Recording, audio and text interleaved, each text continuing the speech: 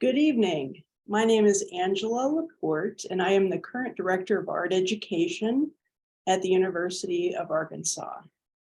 Welcome to the Art Education in Action Lecture Series, a virtual platform for art teachers in K-12 schools and community settings to share their approaches to social justice and art education. This lecture is supported by the Walton Family Charitable Support Foundation and the University of Arkansas Art Education Program. If you are attending this lecture for professional development credit, please contact me via email at alaporte@uark.edu, and I will provide you information for that. And I'll put that in the chat. So before introducing our speakers, I'd like to acknowledge the traditional homelands and territories of the local Indigenous peoples, including the Osage, Caddo, and Quapaw nations, where the University of Arkansas is currently located.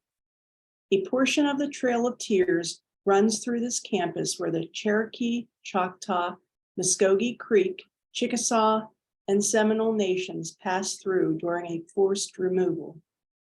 By acknowledging the past, we recognize our responsibilities in relation to ongoing settler colonialism that eradicates Indigenous peoples, cultures, and languages, as well as those colonial projects that dispossess Indigenous lands. This statement is an invitation to recognize Indigenous presence now in our communities and to reckon possible ways to support Indigenous survivors. Now I will introduce our guest speakers, Natalie Baird and then Toby Gillies. Natalie Baird is a visual artist and educator based in Winnipeg, Manitoba. Natalie completed a Bachelor of Environmental Science and Master of Environment at the University of Manitoba, exploring the role of collaborative video for supporting rural and remote communities responding to environmental change. Her work is centered on the honoring ephemeral moments of community and connection. Natalie's practice extends to supporting the growth of a rich community of artists. In her roles as film photography instructor at Community Art Center, Art City, and artist in residence at the Misericordia Health Center, she makes art with people of all ages. Toby Gillies is a visual artist based in Winnipeg, Canada. Toby's practice is rooted in experiments in drawing and collage, with frequent forays into animation, ceramics, sculpture, and social practice. His intuitive approach to art making lends itself nicely to collaborations and playful exploration. For nearly a decade, he facilitated art experiences in the community, where he served as studio programs manager at Art City and as artist in residence at Misericordia Health Center. He has said that his favorite days are spent making art with older people in the morning, making art with younger people in the afternoon, and then working on creative projects of his own in the evening.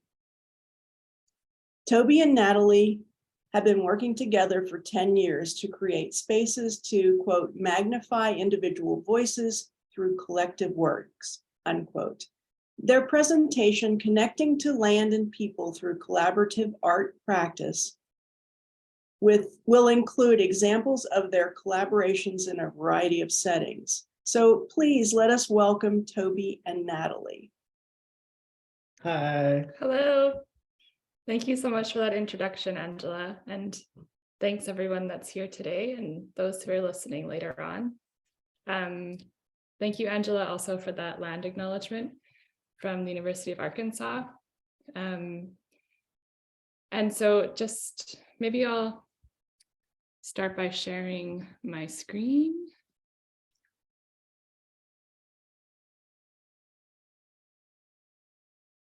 Oops, wrong button. This one. Great. Okay. There we are. So overall in our presentation, we're going to be talking about a few different projects that we've done together over the years, using different processes that are building relationships with people and with the living world in a variety of different settings. So whether it's in a locked healthcare unit or in a summer art program, drop-in art program for children and youth, or in the Canadian High Arctic. Yeah. I guess like through each project, we've done so many projects together, and we've used this as an opportunity to reflect on those, and we'll do a bit of an artist talk, share the different projects, and share some themes and processes that we've discovered that we've used in the past to create the works.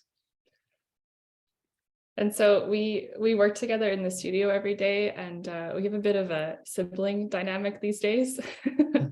So we'll probably just jump in. We're going to take turns explaining the projects we've done, and then we'll probably just jump in on each other and provide comments or ask questions. And if anyone has questions or comments throughout the presentation, feel free to put them in the chat, and then I'm hoping we have time to address them at the end of our talk. I guess like a few of our projects, they either come from our collaborations, as Angela mentioned, with the Misericordia Health Center, which has been an ongoing project for the last 10 years or so. It's something that we apply for funding each year with a different project that responds to different needs of the moment. And so there's a number of projects we'll share about that. We both have worked at an organization in our community called Art City for many years, and it's an amazing place. It's a drop-in center for all ages, mostly serving youth. I'm off script here, but I'm going to describe what Art City is. Yeah, and so there's a handful of projects that we've either led or had a large part in organizing that we'll share the process for that project and some images as well. But just a bit of background on that organization. It's about a 20-year-old organization, and it sees about 50. Up to 30 or so participants a day, depending on the program. There's lots of outreach sites across the city. It's a really beloved organization in our small city, serving like a real inner city demographic. What else to say about Art City? Well, I think we've both learned a lot through working there in a kind of an ongoing way, and we've both grown at the same time as the organization as well. Yeah. So it's sort of intertwined with our art practices that take place outside of that organization. And I think something that's interesting too is Toby and I both have places that we live in this neighborhood, and then Art City and Misericordia Health Center are both within like a 10-minute walking distance away. So everything is very close together. Yeah, we found ourselves being like a lot of these art projects are, besides the ones in the Arctic, but it's a different way you can find community, but it's very, very based in this place and about getting and connecting with people in our community and the people nearby us that are from other communities, but also live nearby us. Yeah. Great. Should I just continue here? Yeah. So just very quickly in our presentation, we're just going to continue with a couple more introductions, and then we have some thoughts to share about kind of how we approach a collaborative process that's connecting to land and community, some questions about how to use materials as part of that in terms of how you're approaching the art making, and then some time for questions. So just quickly, I just wanted to also locate us a little bit more. So we're in Winnipeg at my home studio, and it's about a 16-hour drive north from the University of Arkansas. Winnipeg is the meeting place of the Red and Assiniboine rivers. And in the winter, we really enjoy skating and skiing on the frozen river. That was something we were just doing until recently, but it's starting to thaw here. It's becoming a bit more springy, but it's a unique place in the extremes of weather. It's one of the coldest cities in the world, and that makes for a good reason to get together and make art together. Yeah, make art all winter together. Yeah.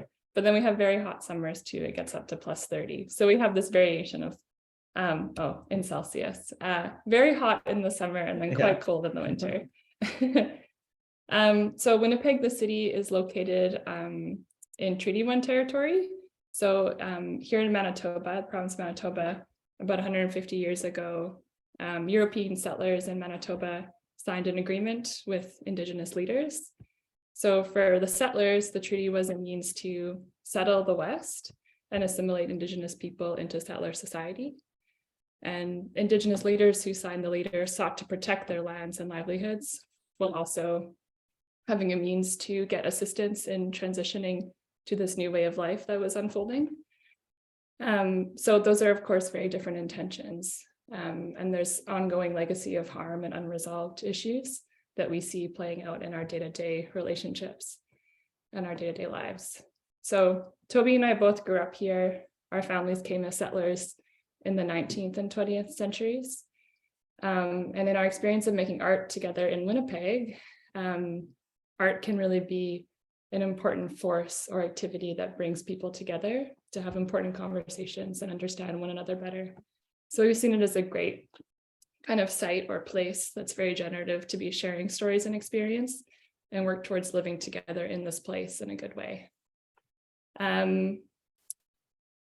we can just keep going. We'll skip that. So Angela shared in my introduction, but my background in terms of education is in environmental science, but I always made art along that process and was really interested in finding ways to incorporate art making and filmmaking, photography, drawing into my environmental science degree and research projects.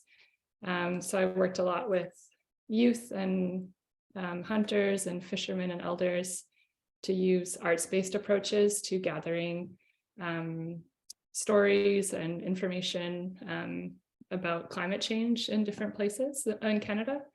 And so I did a lot of that work in my master's degree, which I'll kind of get into a little bit later. Yeah, I went to art school as a post-secondary education, but really I come to art making as just a way of life in my family. And my father is an artist, and my mom makes lots of things and is an artist. My grandfather was an artist. It's something that's very valued in my family. And as a child, my home was always a site of art classes and collaborative art making with all the neighborhood kids. And so I feel like that's really where I come from, and that's how art makes sense to me is a way to be with people and to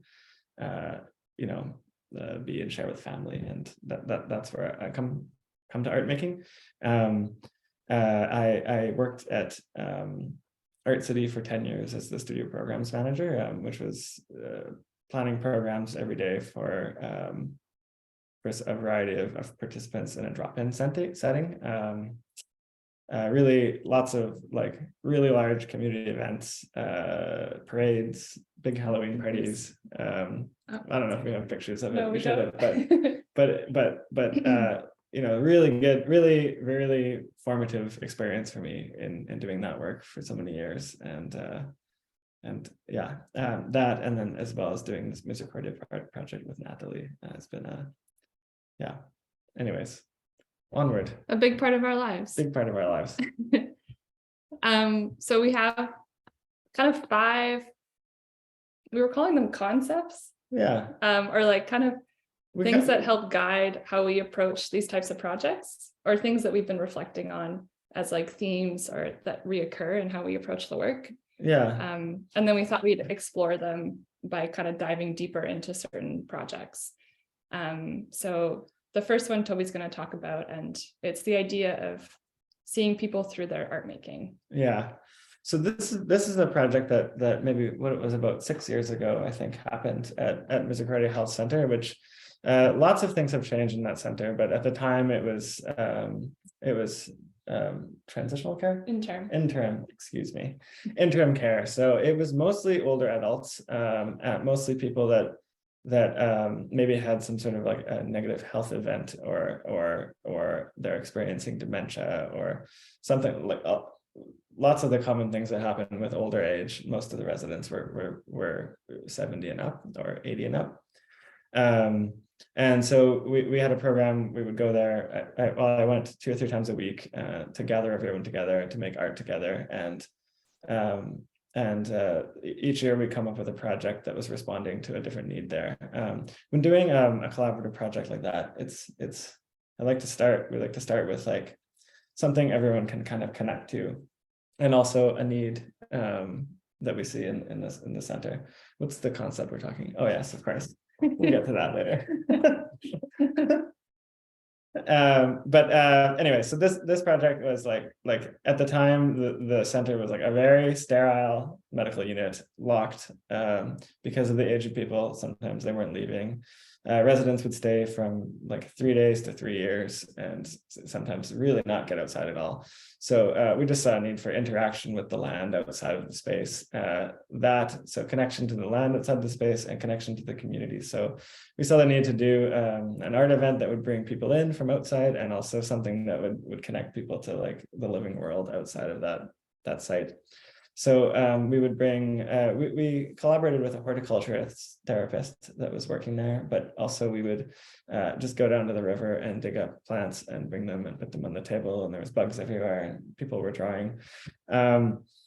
Most of the residents are like not people that would call themselves artists, but were open to trying something. And that's sort of the also not well, really, I mean, there's a reason they're there. And yeah, people are sick, or they need a lot of assistance with their day-to-day life. Yeah, so art making in a way is can feel good because it can be an accomplishment. It can be if facilitated properly, it can lead someone to feel empowered and to feel good about something they're making and doing.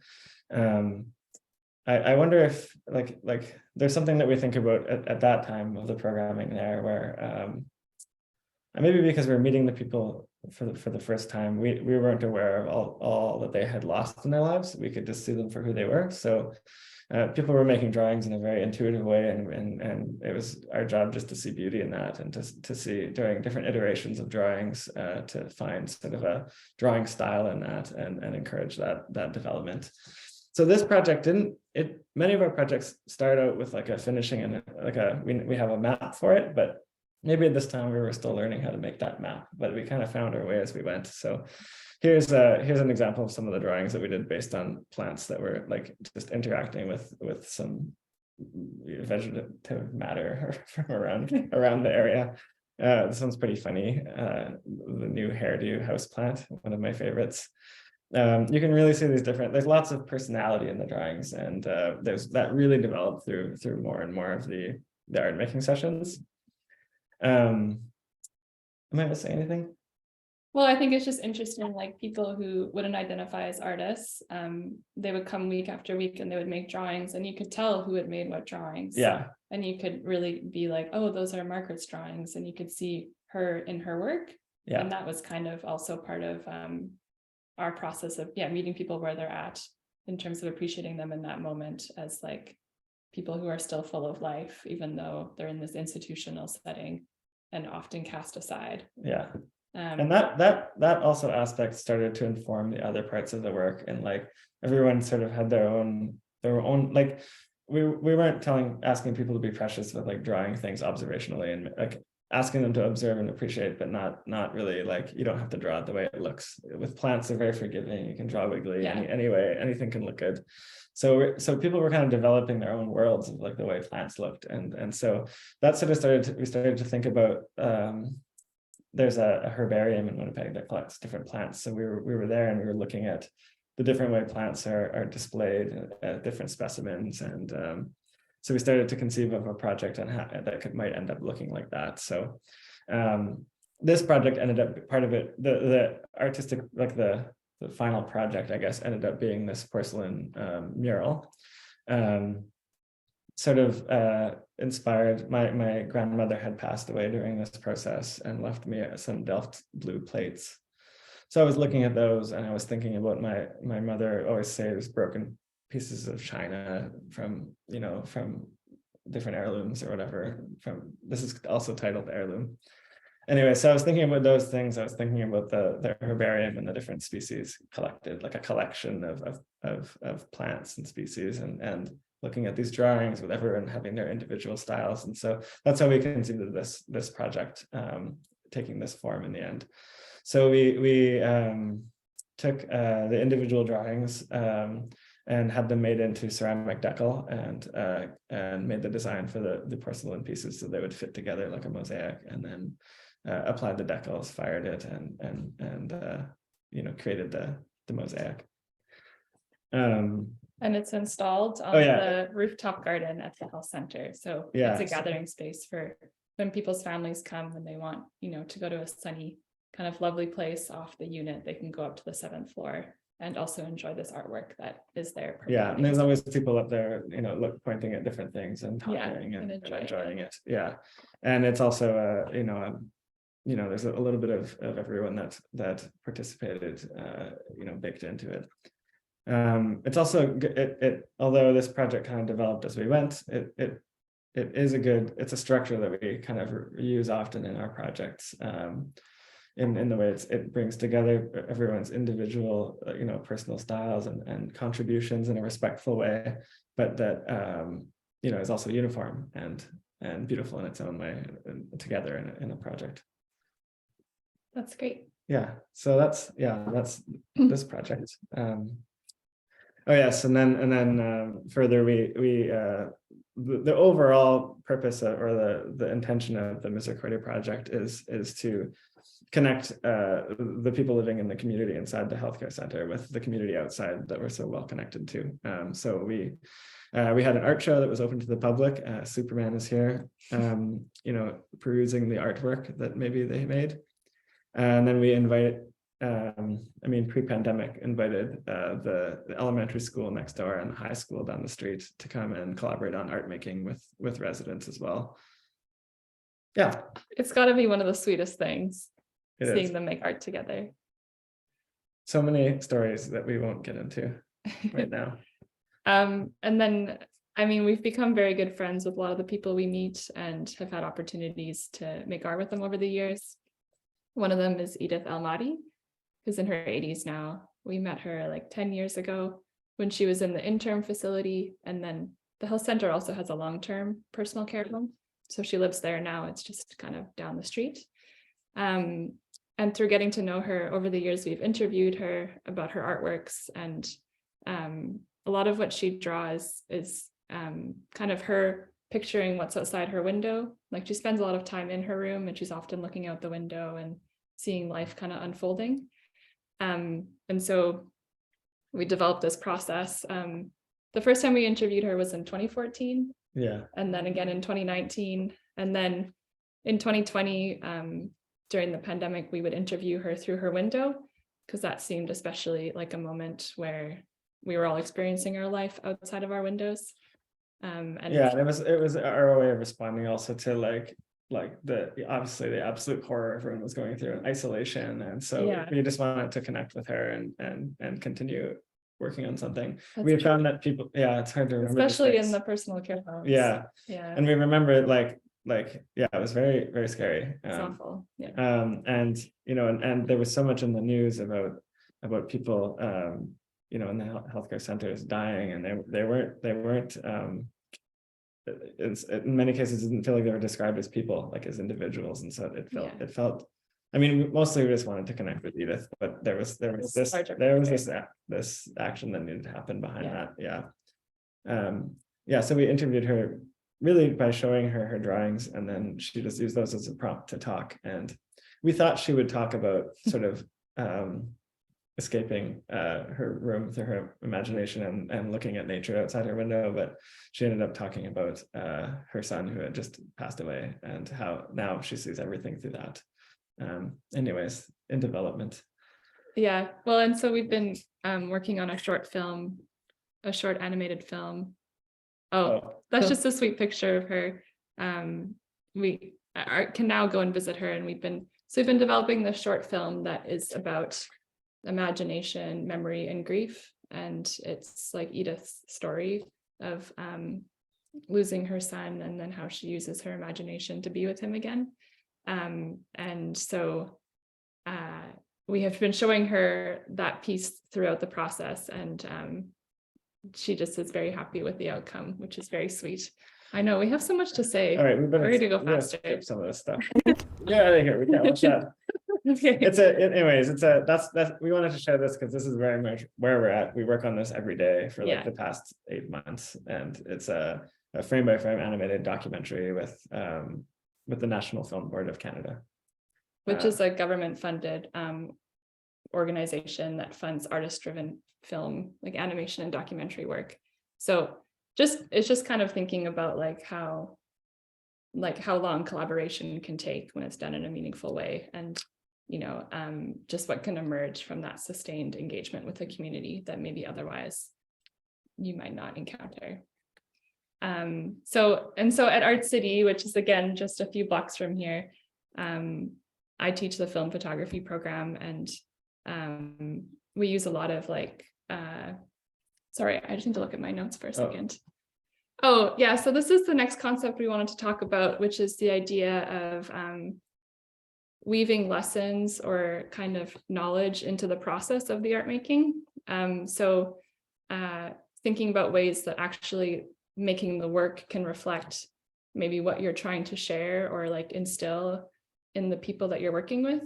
And so at Art City, I run the darkroom program. So we use lots of lo-fi kind of accessible technology and materials, like cyanotype printing, which is using the sun to make a photographic print, or pinhole photography, where we're making cameras out of recycled materials to make photographs, and sometimes like paring down photography, which a lot of us do on our phones, myself included, and a lot of the youth that we work with also. They can actually start to think about what's happening, like in terms of the science of light and also the magic, and then thinking about how like spending time outdoors is also affecting them the way it's affecting the film in their camera, for example. And yeah, Toby also works at Art City. But we're skipping over this. We're skipping over it. So these are just some of their photographs that we have made at Art City. So these are by youth. And these exposures take anywhere from 15 seconds to 3 minutes. And so when they're sitting there, they're experiencing the world around them and kind of maybe having a moment to reflect and pause. And so I really like these approaches as a way to kind of ground and slow down.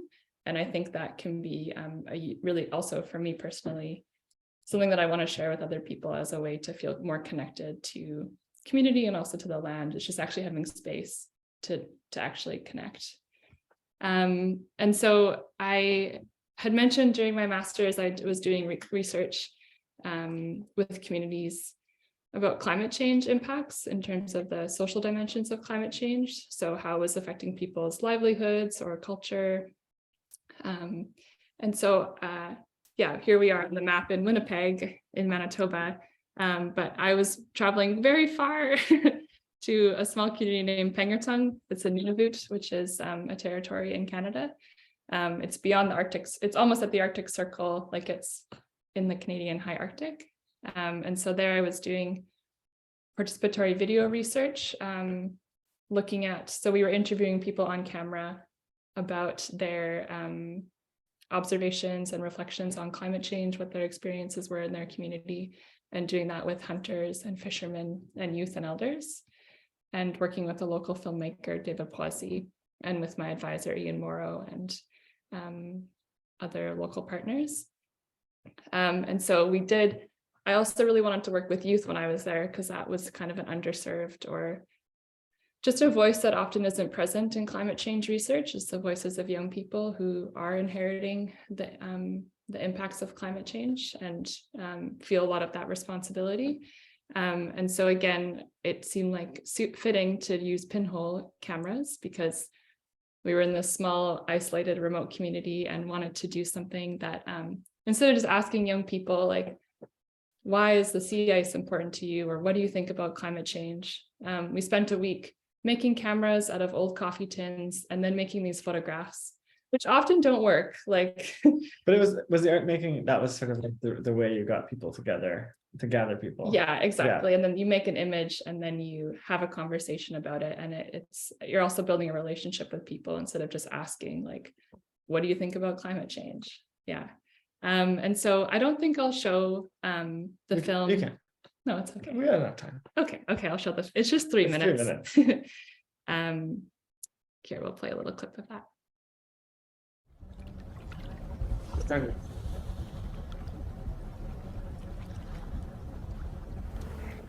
a couple years ago, the ice didn't form until early January, which a lot of people were surprised about. Maybe that's when people realized that climate change was really affecting us.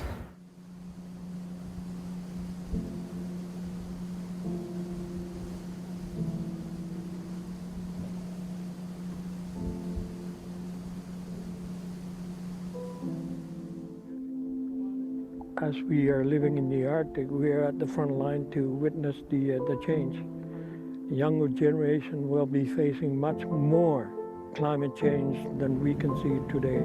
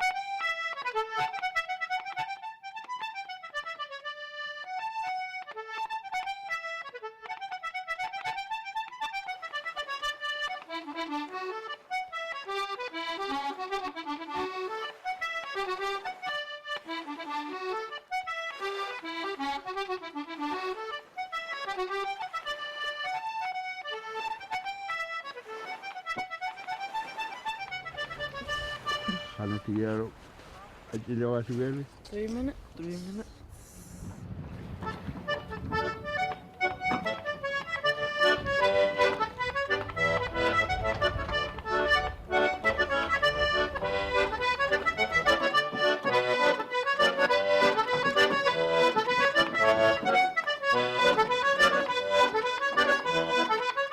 IMA is important to me because my favorite activities are skiing and hunting. Water is important to me because we can go out boating, camping, and hunting. My favorite activity is hunting because it makes me feel more like myself.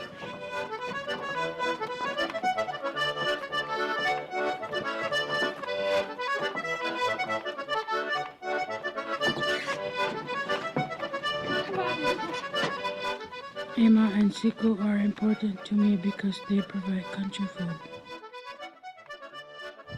Living by the ocean is very important. It's where our food comes from. Seal meat, fish, clams, kelp.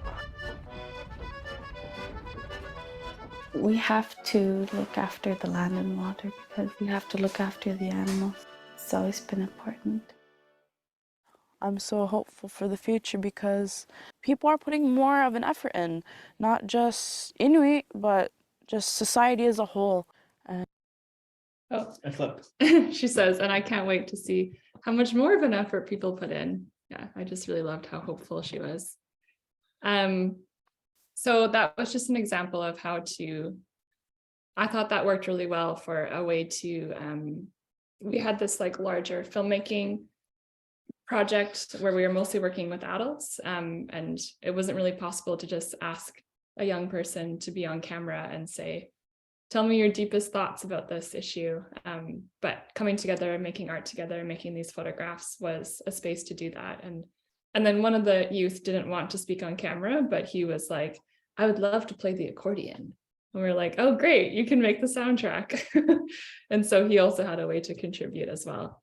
And so through working on those projects, I was connected with other artists and community groups in nearby community called Kingite. And so got to spend time there working with youth and elders through filmmaking and interview workshops. So working with young people to share the tools of how they can interview their like knowledge keepers in their community about their experiences of life or songs they wanted to share or any kind of knowledge. And that was with the group Kingani Katuji Hatigi, which is an artist collective based in Kingite. And then, so when I was in Kingite, we met a lot of, I met a lot of artists there. And then Toby and I had the opportunity to work with a group of young artists from Kingite to do a mural commission in Iqaluit, which is the capital of the territory. And so they invited 4 youth artists from the community and 3 mentors to develop a mural. It was 10 days, develop a mural, pitch it, get it approved, make the mural, have a party. It was very fast. It was very fast. And so we all landed at this, and it was this Inuit owned hotel that had just been built in the city. And so we all landed on a Friday from Winnipeg, Toronto, and Kingite, and got right to work. And On so Saturday, do you want to, you can take over from here. Yeah, I mean, and I guess the way we programmed the week was this time we had to really structure it so that we knew we would end up building a connection with our collaborators, being creative, and then you know, having a finished product by the end that was effective. And so the first day on the Saturday, maybe you could talk a little bit about dog sledding. So dog sledding is you know, how a lot of people would have traveled, and then during when the Arctic was settled, for a lot of different reasons, dog sledding became less common, but it's something that people are reconnecting to as a mode of transportation. And so it was everyone's first time going dog sledding, and it was very exciting. Here they are being pulled by a team of about 12 dogs on the chamutik, which is this kind of sled that people are on. So amazing Inuit technology and tools that are still used in everyday life. And so we left from Iqaluit, the city, and took like about a 2-hour ride to Qamarvit, which is a territorial park nearby. And we're with the dog team guides and then also an elder. And while we were on the sleds, we were kind of just talking and visiting, because it was really our first moments together. I mean, I knew everyone, but Toby, it was your first time meeting people, and everyone was getting to know each other.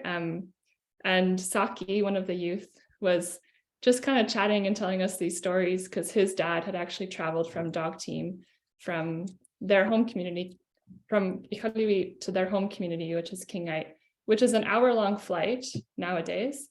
We were kind of asking Saki, like, oh, how long did that take? And he was like, oh, a year. And we were just like amazed, like, well, what do you mean a year? Like, how did they travel? There's not sea ice all year. So how did they're like, you know, in the summer, it's open tundra in a lot of places. So how did they travel by dog team? We had all these questions. Yeah. And that led to like lots of imagery in our heads, all these questions. What would you take with you on a long journey like that? And so I guess using that shared experience, I mean, of being on the land together, led to this story of more history within their families and culture, and that ended up informing the imagery that we created for the final mural. So we started just with like lots of drawing games where we used just words and imagery from Saki's story and from our experience dog sledding as prompts, and just sort of like a very not precious fun free way. Made lots of drawings that ended up we ended up pulling from those and using them in the design. And then we also phoned, what is Saki's dad's name again? Takialu. We phoned him and had him on the speaker, and he was telling the story in more detail, and everyone was drawing and drawing and writing down bits of imagery that was sticking in their heads. So from the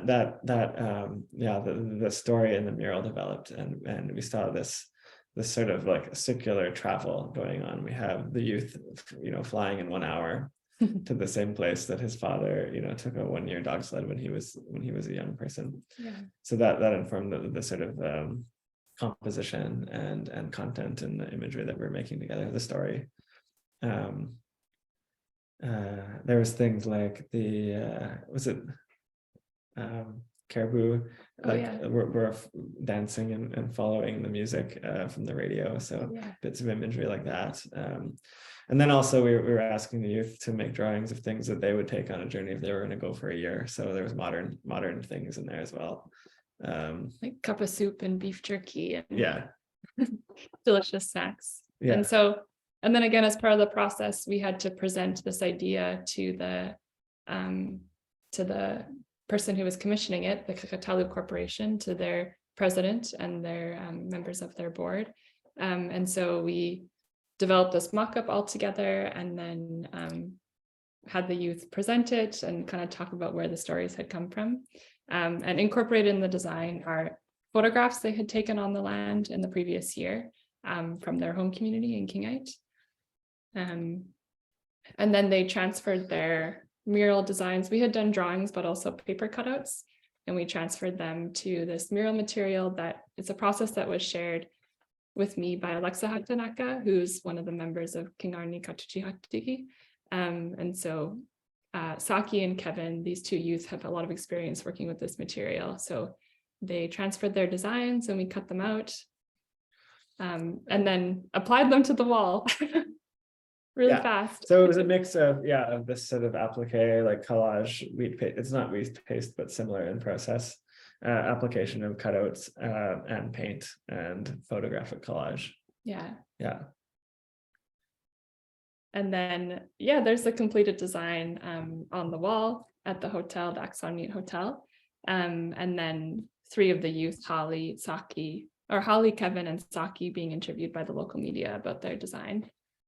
So it was a very fun and whirlwind experience. And I think it also, it is a bit of a different approach because it was so condensed. We really were quite specific about how we were going to approach the process, but it was built on a foundation of like people knowing each other and then and connecting through time on the land together. Exactly. And then creating individual works that come together in a way that respects everyone's contributions and brings it together in a cohesive way. Like it's really their mural that they made.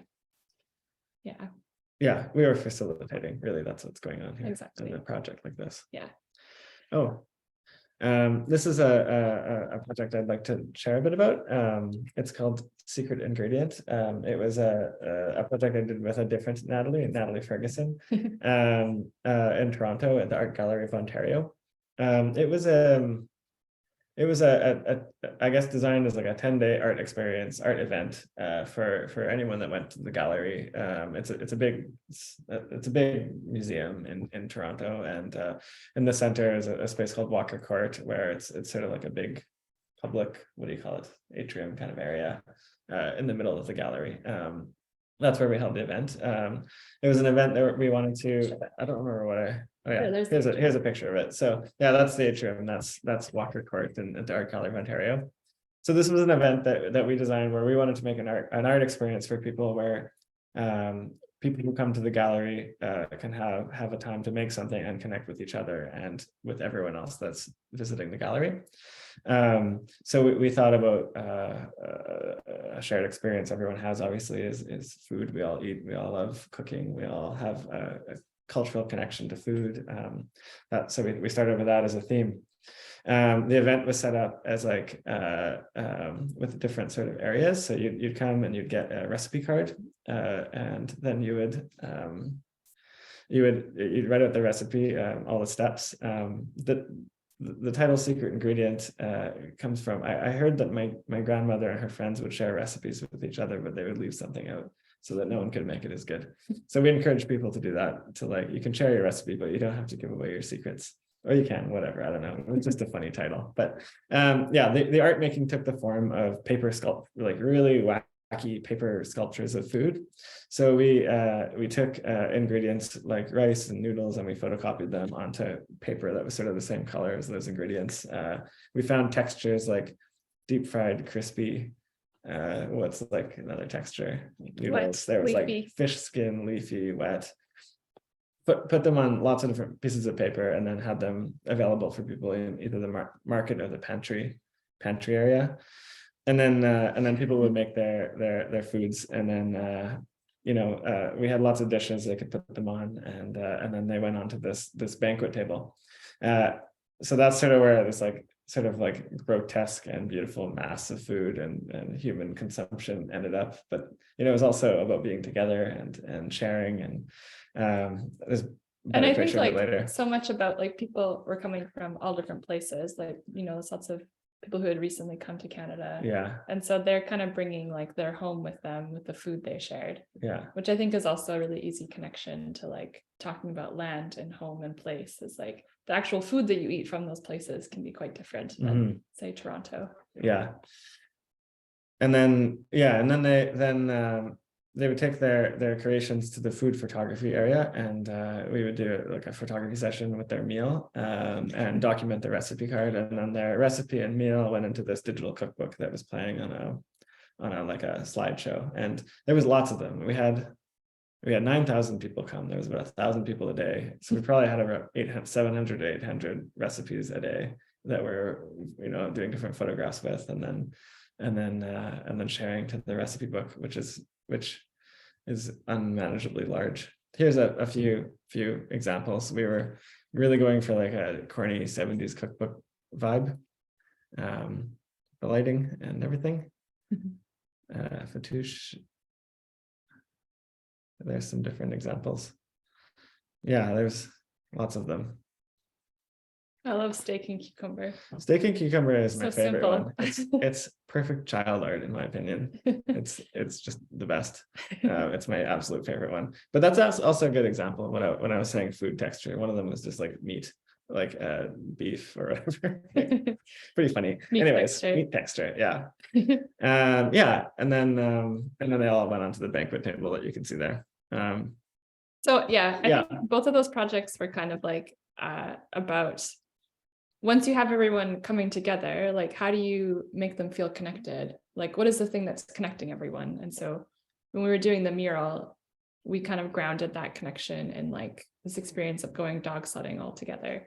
And then here, it was like people were bringing their own relationship to food and recipes, but they were doing it at the table together. And so that was kind of, it was like common ground, but everyone is coming from there actually was real like restaurant vibe in the making areas, because everyone was sitting down with their families and talking and sharing and passing food bits, and it's pretty funny. Amazing. It was pretty funny. It was really nutty. It was the most tired I've ever been. So we're just gonna just take a little trip back to the Arctic. After that pinhole project. Is it down here? Yeah.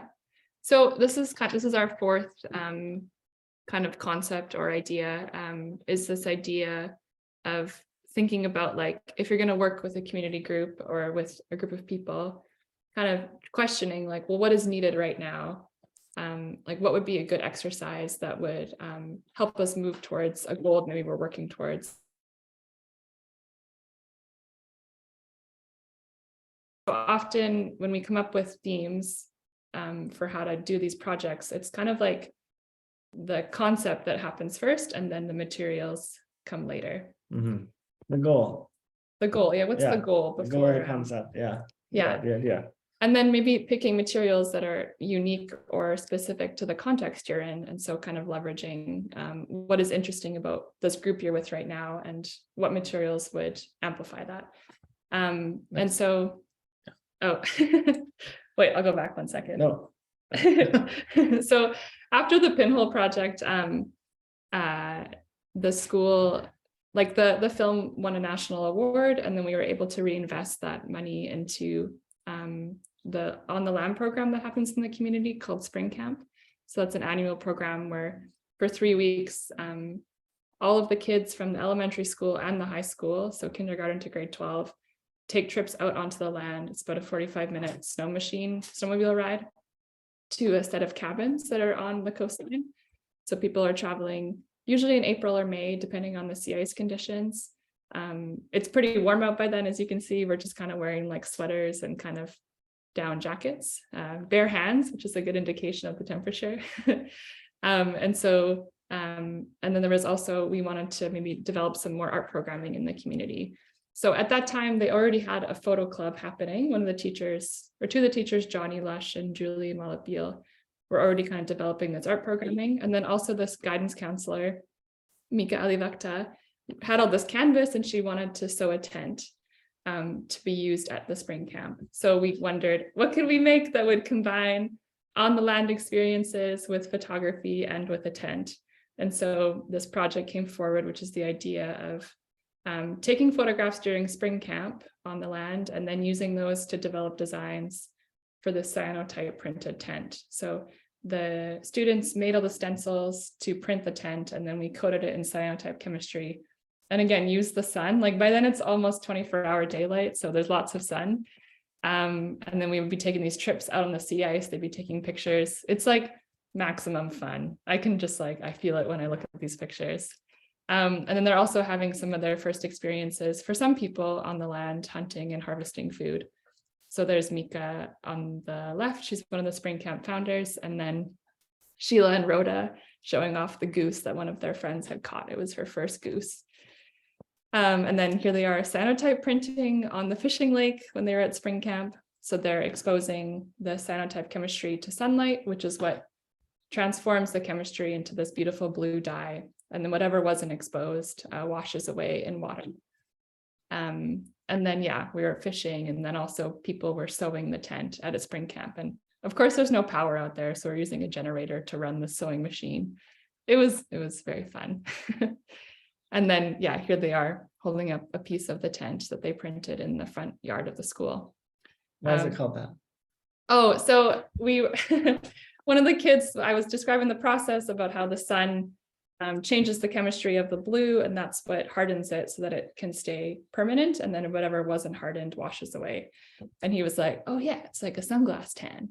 And I was like, oh, that's a great way to describe it. And it actually was a really beautiful title for the project, because at that time of year, because there's so much sunlight and there's so much snow, it's very reflective. Having a sunglass tan is like synonymous with having been out on the land, and that's a very like desirable thing to do for a lot of people. So having a sunglass tan is a very cool thing. Wasn't when I was a kid, but wait, go back. Oh, sorry. So we named the tent Ikalinik, which means like sunglass tan in Inuktitut, the Inuit language. And then that project went so well, and the tent is used for community gatherings, like elders gatherings, or if they have community events. Johnny used it at his wedding, which was really sweet. It's just this beautiful gathering space, and also a record of the time we spent together. And then we since, like after the mural process at the hotel, Susan and Saki had, like it was also a training opportunity for them to learn more about mural making. And so they came with me to Pangertung this summer, and they helped. The three of us led a mural making process for two cabins that they had built in the community for hunting and fishing trips. And so, oh, you're so fast, go back for a second. So here they are. There's Tatiana, kind of like cyanotype printing, but she's using the shadow to draw the outline of these Arctic tundra plants that we were doing during a plein air drawing workshop with the local artist, Dalia Tagoyuk. And then again, they were transferring their designs using a projector onto the mural material. And then you can go next now. And then we applied them to these hunting cabins, which are kind of like fishing shacks that are on sleds, so that you can transport them in the spring or in the winter time on the ice. And then they're like places to warm up. So there's Susan and Saki again, leading Marla and Caitlin in translating the youth's designs onto the murals. And then, oh, this warms my heart. Here they are this winter using the cabins on the sea ice as a place to stay warm. So this is part of a Young Hunters program. So it's a community-led program where young people are being taught by like hunters and elders in their community how to navigate the sea ice and how to harvest food sustainably and share it with their community, how to make their own tools, how to make their own clothing in certain cases. So this was a day trip they had gone on, I think in November, December, to check seal nets. And here they all are, you know, checking seal nets again. So we were talking a little bit again about how you can respond to a moment, like something that sometimes maybe can feel like, yeah, how to respond to what you using need to art, do. how to take action on what Yes. needs to, what they, I mean, for in our case, the community or place that we're collaborating with, how we can use art to help meet the goals of what they're trying to do with their group or whatever. Yeah. This is another project we did at Misericordia after they changed their care model, and they're now doing in one of the units or one of the areas we're working. It's called transitional care. So it's providing healthcare for people that have kind of left a like more acute healthcare setting and are now being transitioned to either back to their homes or communities, or they're maybe going into long-term care, or it could be anywhere. They're going to supportive housing. They're in a transitional state. The demographics are like hugely varied. It's people almost my age, probably my age sometimes, or younger, and up to, again, 100 or 90, or as long as people live. People stay much shorter periods of time, so we usually have an opportunity to meet them once, maybe twice, but usually once. It's a very brief interaction. So we decided to change to create a project that would respond to those factors, and offer something to the residents or the people staying there, as well as the staff, trying to help them find what they need. So we decided to make a collective how-to book. It's a how to do everything book. It's called How to Do What You Do to Be You. So we ask people who are staying there to, we have a conversation and do a bit of an interview session on how to, they describe something they love to do, something they used to love to do, a special skill they have. You know, everyone has one, so it's not been a problem. It's been very successful. It's been a great way to connect with people quickly and to make some really funny and heartwarming art. And for them, and for the staff, we see it as an exercise in them expressing what they need in their lives to still feel like themselves when so much is changing and they're losing so much of their normalcy. So the art activity is an exercise in that, but then we get this product that we can share with residents and with anyone who wants to see it. So here's a couple examples. Verna shares advice for a good evening with your daughter and sister. You need a good game, pass the ace. You need egg salad sandwiches and bologna sandwiches, plain chips, and just drink water. And then so part of this process involves us doing a bit of an interview and sitting down, and she said, I lost my daughter 2 years ago. There's no advice I can give anyone about that. Through this process, we have an opportunity. Personally, I mean, it's sort of incredible connections we get to make with people very quickly. Yeah. And hopefully it's valuable for them as well. Mm-hmm. Anyways, there's a couple examples. Here's a couple more. So wait a minute, Lorene. How to be like Lorene was her advice. She loved her sister Lorene so much. She just wanted to give advice about how to be like her. Oh, that's the best. Helen describes the perfect haircut. That one's really funny because she just when I like something, I stick with it. Amen.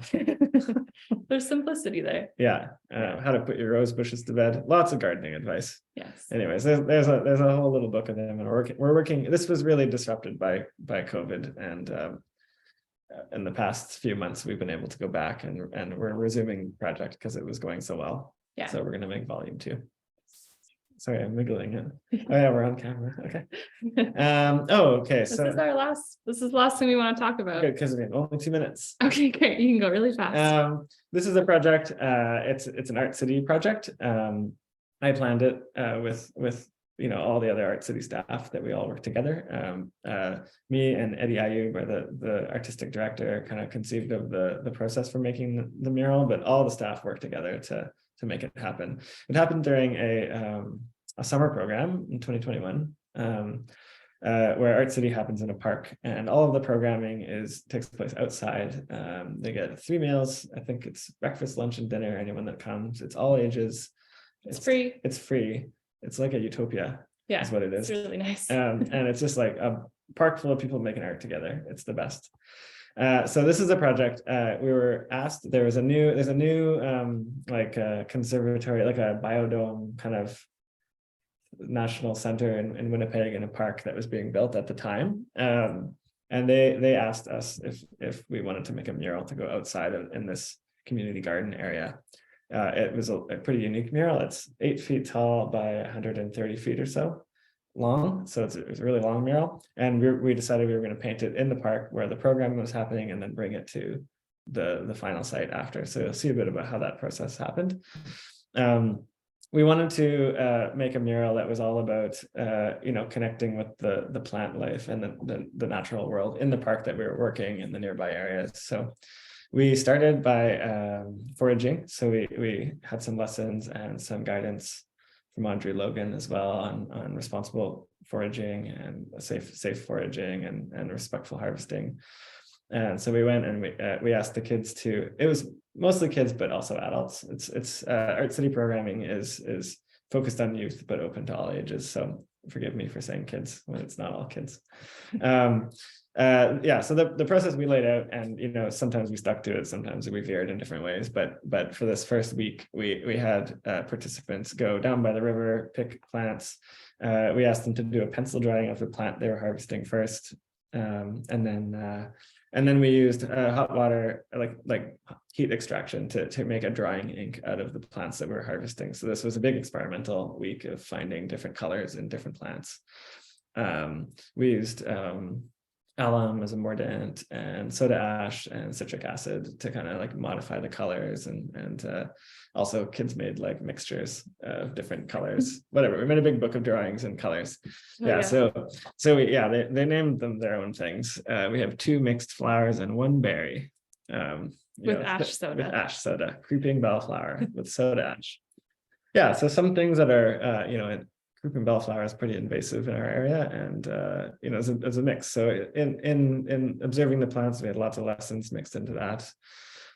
Anyways, so the process for creating the final project in this case was using the colors from the test strips that we saw in the last photo to come up with a color palette for the larger mural, which was, like I said, pretty unique, and it's so long.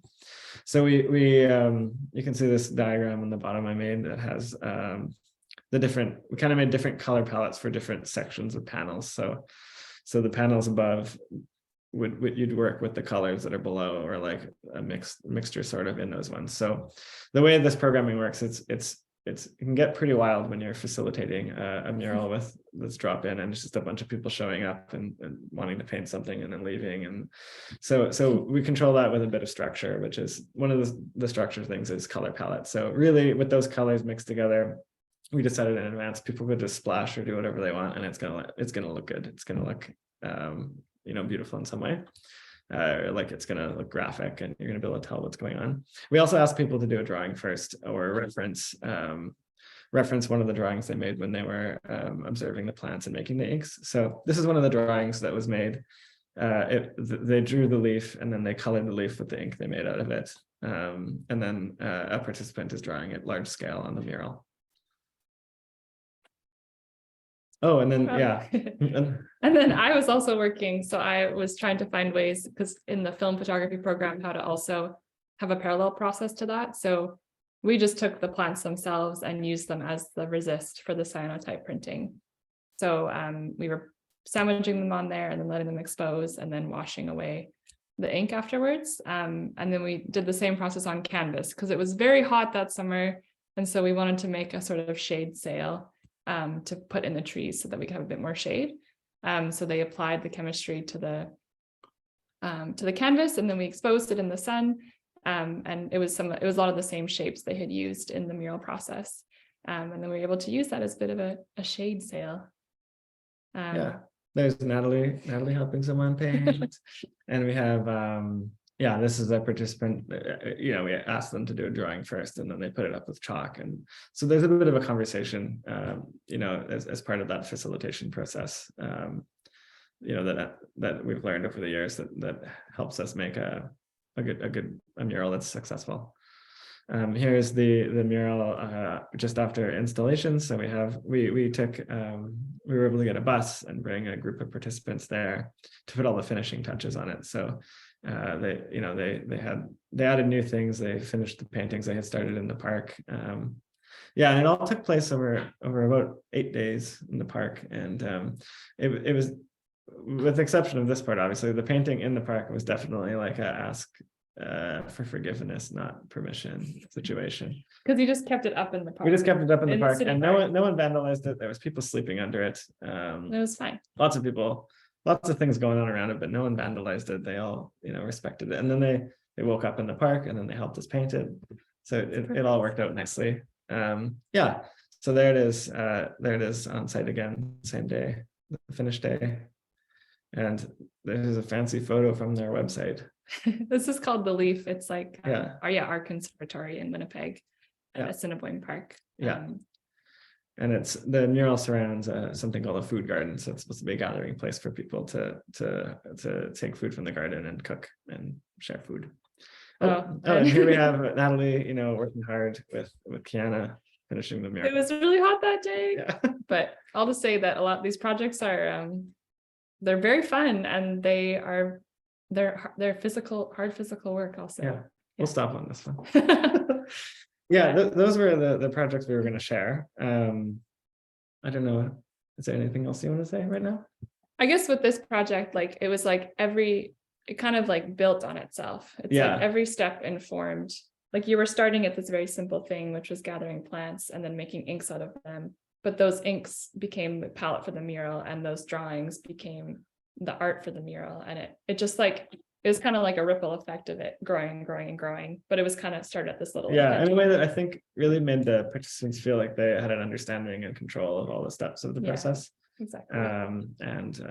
And you know, ownership over the decisions as I went forward. And yeah. So yeah, that was a very quick run through about some things we wanted to highlight about projects we've worked on together. And hopefully some of those kind of concepts or ideas resonate with you or are relevant to the kind of work you want to do. I think a lot of these approaches could be scaled to any kind of like creative process, really. Like, you know, we are visual artists, so we work with art, but this could be like, it's very similar ideas that you could apply to other kinds of creativity in terms of working with different people to kind of take a small contribution that someone is making into this kind of larger artwork. Mm-hmm. Yeah. If there's any questions, we would welcome any discussion or anything further. I'll just stop sharing. Oh, yeah, stop it. Does anyone have a question to ask? Thank you so much, by the way. You're welcome. You're welcome. Thank you for having us. It's very fun to talk about. Very fun, thank you. No questions? Okay, I have a question, but I may have missed. I could not get on at the very beginning. How is all of this funded? Oh, good question. We didn't talk about that, but it's funnily enough, after we came up with this, we were thinking, you know, they have different funding models than us. Yeah, every project is funded in a different way. Certainly Art City has a charitable organization, and it has many funding sources. Often in Manitoba and Canada, there's we have the Manitoba Arts Council, and it's government funded granting agency that's what we apply to each year to fund the Misericordia project. They also fund a lot of Art City projects. Then there's also the Canada Council, which is another federally funded government agency that funds art initiatives. Mm-hmm. And they, I mean, that's paying for much of some of your projects up north, right? Canada Council also Lots of Art Cities. Indigenous and Northern. No, it's changed its name. Different government agencies, but also in climate or in community development. And then some private, like the mural in Iqaluit with the people traveling, that was a private commission. The work at Misericordia, they also have a foundation at the Misericordia. Yeah, the Misericordia, I mean, they don't fund our program, but they fund they don't fund the art specifically, but they certainly fund all the recreation programming and the support that we get is funded by the charitable foundation. But it's almost all public funding. Like even our film that we're making with the National Film Board is a government film production organization, basically, that funds individual artist works, or how would you describe it best? Artist-driven works. Yeah, artist-driven works. Yeah, I mean the idea is to have tell the story of Canadians, so that's sort of their mandate or their model. Yeah. But we weren't sure like if that's common in the United States to have public funding like that.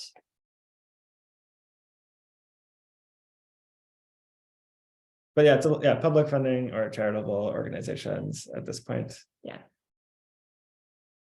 There are funding research. Go ahead. I was just going to say, yeah, still a lot of grant applications, probably. Yeah. So many. Sometimes every 3 months. Not lately, but yeah, it's a major fundraising effort also. Yeah. But like we work with a lot of people. Like it's not like, so there's people on different teams who are responsible for that. And then sometimes that's on our desk, and then often there's other people who are leading that. Yeah. That would have been the simple answer would have been lots of grant writing. Excuse me. Thank you. Yeah. I have a question about the project you were doing with the foraged dyes.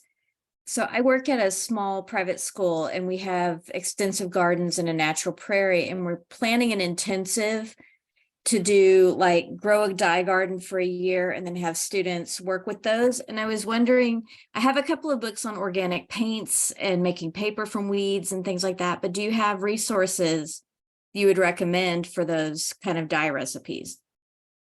We were very freeform with it and using a pretty simple technique. I know there is a, what's that company? It's Toronto Ink Company. There is a book, and it's what is it called? Yeah, I'll find it. it's cool. It's an artist and shop in Toronto that they released a book that has some recipes that are more complicated than what we used, and we found this to be very successful working with youth because it's very immediate and you can see it's easy experimentation. So yeah, I mean, really, it's just we take some water, we take the plant that we collected, boil it for a few minutes, dip in the water, see if you're getting a color. Then you have to add a mordant. So we used alum, and that allows the water to hold the color. And then you can modify it with either a base or an acid. So either we used soda ash or citric acid. Oh, you got it. Here, thanks, Nat. Nat's going to put that book in the chat there. In the chat, yeah. Yeah. So there's some interesting recipes in there too, using like rust, or like he makes cool inks just like from things he finds around the city.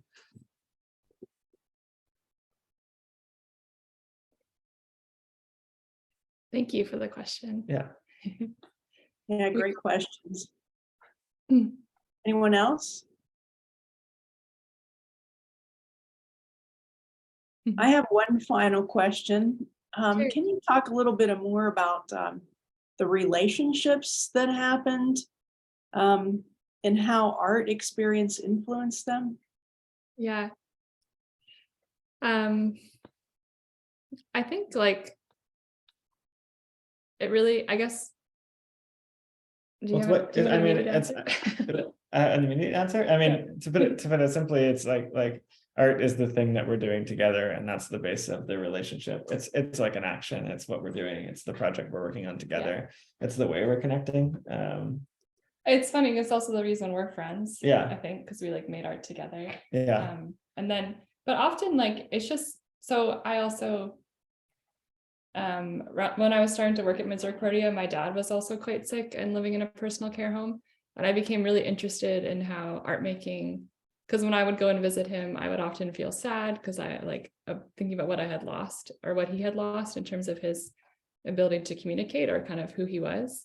But when I worked at Misericordia with people who were in a very similar state, like they were, nearing end of life and had dementia or other cognitive disabilities, I just kind of saw them for what they were in that moment. And I think making art together, everything they have, not everything they saying have. that they're lost. Yeah. No, definitely. And then coming together and making art was just a way also to get to know people. Like you would make something and they might share something, or maybe they wouldn't make anything, but you're sharing a table and then you have it's conversational. Yeah, it's like a jumping off point. And it's the same with young people. I find like in terms of connecting with people, it's the space to make people feel comfortable. And like I'm always someone who has enjoyed doing something with my hands to feel more comfortable, and so I probably model that a lot in my work, but it can just lead to conversations that maybe otherwise you wouldn't be having, kind of like in the book, like people sharing about their grief or their loss, or people talking about their experience with mental health or anything really. I mean, when you ask someone, when you sit down and give it, and someone just either you ask them to make a drawing or they just make a drawing, they're expressing something, and that's a starting point for a connection. Yeah. Something to talk about, and then things just grow from there. Either the project develops or a conversation develops, or you at least learn something about them. And then you have this shared thing where like when we interview Edith and we show her drawings, there are things that we made together, and it's really nice to come back to this like object that we can gather around. And the murals too, like the youth who did the mural in Iqaluit have done murals across Canada. And so they go to those places and they're like, I did that mural. And then they feel proud and they feel this connection to that place. Or they're like, I remember when so-and-so you know, bought us all freezies. Like it's kind of like the art is also this like memory It's a record of the time together. of the time together. Yeah. Yeah.